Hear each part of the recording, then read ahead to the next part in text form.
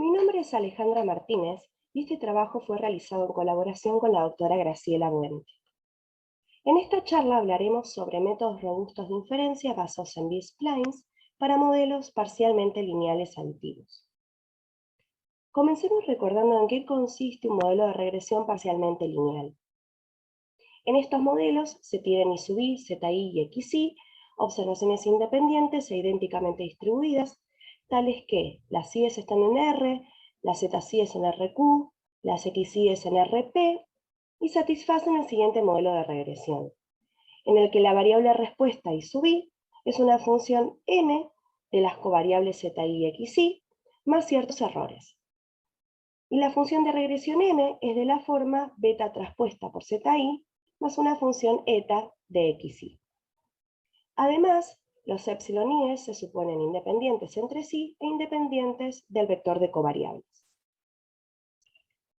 Este modelo tiene la desventaja de que para estimar la función eta se requieren técnicas de suavizado multivariadas y por lo tanto encuentra en aplicaciones la dificultad conocida como la maldición de la dimensión. Para resolver este problema se proponen los modelos de regresión parcialmente lineales aditivos, en los que la función multivariada eta es ahora una suma de funciones univariadas zj evaluadas en la j-ésima componente del vector x más mu. Luego, las funciones univariadas zj, la constante mu, el vector beta y sigma son los objetos a estimar. Este modelo así como está no es identificable. Para ello se agregan condiciones de identificabilidad sobre la zj, como por ejemplo, que la esperanza de eta j en xj sea 0, o bien que integre 0. Entonces, bajo este modelo definiremos estimadores robustos, que son estimadores basados en B-splines. ¿Pero qué es un spline? Es una curva diferenciable definida a trozos. Cada segmento de definición está limitado por puntos llamados nodos, y en estos segmentos la función se comporta como un polinomio de un grado determinado.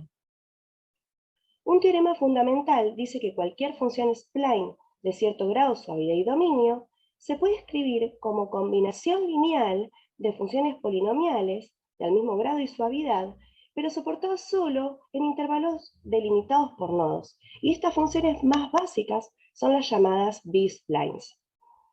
Entonces, ¿cuántas funciones B-splines necesitamos? El número de nodos internos n sumado al grado d del spline más 1 es igual al número de términos de la combinación lineal de B-splines. O sea, es la cantidad de elementos B-splines que necesitamos para aplicar el teorema. Es decir, que k es n más d más 1. Veamos esto con un ejemplo. Consideremos el caso de 0 nodos internos, o sea, n igual a 0, en el intervalo 0, 1. Si el grado del spline es 0, el cálculo de recién decía que k va a ser 0 más 0 más 1, o sea, tenemos un solo elemento en la base de B-splines, o sea, una sola función B-spline, que es esta que está en negro. Si d es igual a 1, es 0 más 1 más 1, o sea, son dos elementos en la base de B-splines, o sea, dos elementos en la combinación lineal que necesitamos, que son estas dos funciones que están en rojo. Si d es igual a 2, tenemos estas tres funciones B-splines, y si d es igual a 3, tenemos estas cuatro funciones B-splines. Cuando d es igual a 3, se dice que tenemos un cubic spline o un spline cúbico. Si ahora lo que hacemos es agregar un nodo interno, por ejemplo en el medio, en 0,5, tenemos las siguientes B-splines. Si d es igual a 0, nos quedaría 1 más 0 más 1, o sea, dos elementos en la combinación lineal, dos funciones B-splines, que son estas dos funciones en negro. Si d es igual a 1, tenemos estas tres funciones B-splines. Si d es igual a 2, estas cuatro funciones B-splines. Y si d es igual a 3, estas cinco funciones B-splines.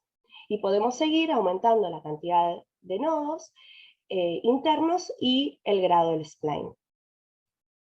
Entonces, la idea intuitiva del procedimiento es la de utilizar una base de splines para cada una de las funciones aditivas zj, de modo de tener que estimar únicamente los coeficientes de una regresión lineal. Es decir, aproximamos eta j como una curva B-spline de la siguiente manera, donde las funciones BS son las funciones B-splines conocidas, como ya vimos, y CS son los coeficientes a estimar. En definitiva, para cada J de 1 a P, fijada la cantidad de nodos internos y el grado del polinomio, y nosotros sabemos que con esto automáticamente fijamos la cantidad de elementos en la base de B-splines, vamos a aproximar cada función aditiva de esta forma, y entonces la variable respuesta I sub I es aproximada por un modelo de regresión lineal donde las covariables son las ZIs y las funciones B-splines evaluadas en las componentes del vector XY. Luego, los coeficientes a estimar van a ser beta, mu, las Cs que aparecen en la combinación lineal y sigma. En definitiva, la propuesta es la siguiente. Primero definimos para cualquier ANR, BNRQ y C coeficientes de las combinaciones lineales de B-splines, los siguientes residuos, donde B sería la parte de las covariables que se corresponde con la base de B-splines. Definimos entonces los M-estimadores como los valores mu sombrero, beta sombrero y C sombrero, que minimizan la función objetivo que aparece acá, donde ρ es una ρ función y sigma sombrero es un estimador de escala preliminar robusto de sigma. Una vez que tenemos estos estimadores, para construir los estimadores de las componentes aditivas, basta con reemplazar los Cs por los estimados que encontramos en el proceso de optimización. Y luego tenemos el estimador robusto de la función de regresión multivariada M de esta forma. Con respecto a los resultados asintóticos, bajo condiciones de regularidad que incluyen que sigma sombrero sea un estimador fuertemente consistente de sigma, probamos que los estimadores de mu, beta y eta son uniformemente fuertemente consistentes. Y además definimos un estimador de escala sigma sombrero que bajo condiciones leves resulta ser un estimador fuertemente consistente de sigma. Hallamos también tasas de convergencia. Definimos la distancia de la predicción como esta esperanza, donde z y x son los vectores que tienen la misma distribución que z y xy, y definimos como tita sombrero al vector que tiene los estimadores y tita al vector que tiene las verdades. Entonces, bajo condiciones de regularidad, se tiene que para cualquier sucesión gamma n positiva, tal que gamma n y gamma n por raíz cuadrada es logaritmo de gamma n, tienen tasas adecuadas, se tiene que gamma n por la distancia de las predicciones, calculadas con los parámetros verdaderos y sus estimadores, está acotada en probabilidad. En particular, si se supone el mismo grado de suavidad, R, para todas las funciones aditivas, y además se toma eta j de esta forma, aparecía en el teorema anterior, la tasa de convergencia obtenida es esta, para omeguita arbitrariamente pequeño, que en definitiva no es la tasa óptima, pero es arbitrariamente cercana a la óptima. Además, se halló la distribución asintótica del estimador de beta.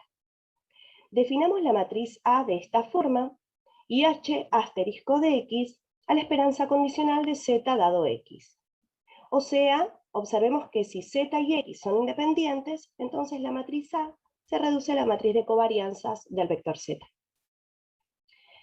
Entonces, si ρ es una ρ función y su derivada psi es 2 veces continuamente diferenciable y con derivada acotada, y además si h asterisco m, que es la mésima componente del vector h asterisco, es una función aditiva en X, y se satisfacen condiciones adicionales de regularidad, se tiene que raíz de n por beta sombrero menos beta converge en distribución a una normal multivariada con media 0, y matriz de covarianzas sigma, dada de esta forma, donde al igual que en regresión lineal, la matriz de covarianzas está relacionada con la función ρ a través de esta expresión.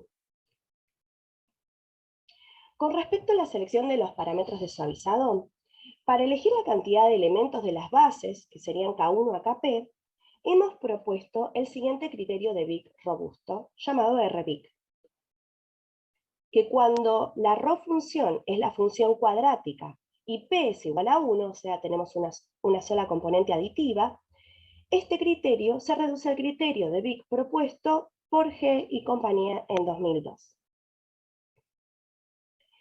Por último, con un ejemplo de datos reales, compararemos el comportamiento de la propuesta robusta con su correspondiente versión clásica. Se consideraron las mediciones de los 506 hogares del famoso conjunto de datos de alojamiento de Boston, el Boston Housing. Acá, el precio mediano de viviendas ocupadas es modelado con un modelo parcialmente lineal aditivo, con la variable proporción alumno-maestro por distrito escolar de la ciudad en la parte lineal y 3 covariables aditivas.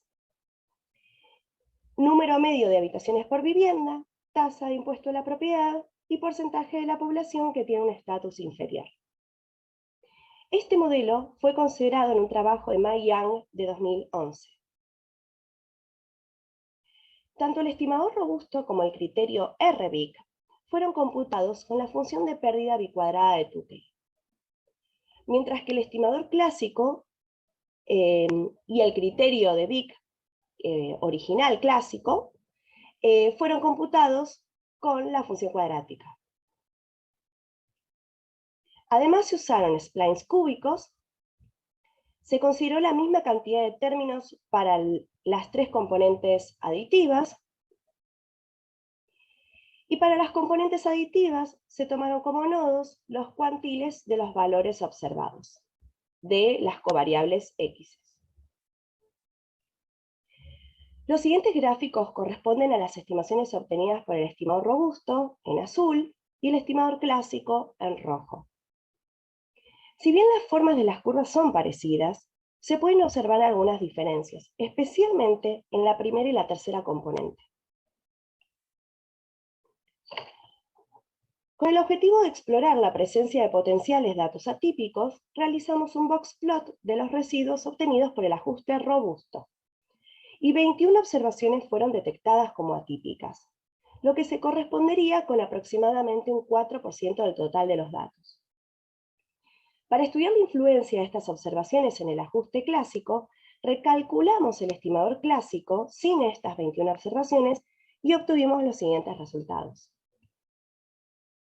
En primer lugar, la siguiente tabla muestra los estimadores obtenidos para beta, por el estimador clásico con todos los datos en la primera columna, por el estimador robusto, siempre computado con todos los datos en la segunda columna, y por el estimador clásico computados sobre la muestra limpia, o sea, sin las 21 observaciones, en la tercera columna. Además, la primera fila muestra los estimadores de beta, mientras que la segunda fila tiene los estimadores de los desvíos estándar asintóticos, que los podemos calcular porque tenemos la distribución asintótica. Se puede observar a simple vista que el estimador de beta del ajuste clásico con los datos limpios es más cercano al obtenido con el ajuste robusto. Pero más aún, si calculamos el intervalo de confianza de nivel asintótico 0,99 obtenido con el estimador robusto, la estimación nueva obtenida por el ajuste clásico se encuentra dentro del intervalo, mientras que la obtenida originalmente no. Con respecto a la estimación de las funciones aditivas, las curvas obtenidas por el estimador robusto y el estimador clásico computado sobre la muestra limpia son sumamente parecidas. Con respecto a los estimadores de mu, se puede observar que el estimador de mu clásico computado sobre la muestra limpia es más parecido al estimador de mu computado con el estimador robusto que lo que se tenía originalmente con el estimador clásico, computado sobre toda la muestra. En definitiva, se propuso una familia de estimadores robustos basados en B-splines para los modelos parcialmente lineales aditivos. Se probó la consistencia fuerte, se hallaron tasas de convergencia y se obtuvo la distribución asintótica del estimador de regresión beta sombrea. Se propuso una genización del criterio de BIC, que llamamos RBIC, y analizando un conjunto de datos reales, se observaron las ventajas de utilizar un procedimiento robusto para la estimación de los parámetros y funciones del modelo. Gracias.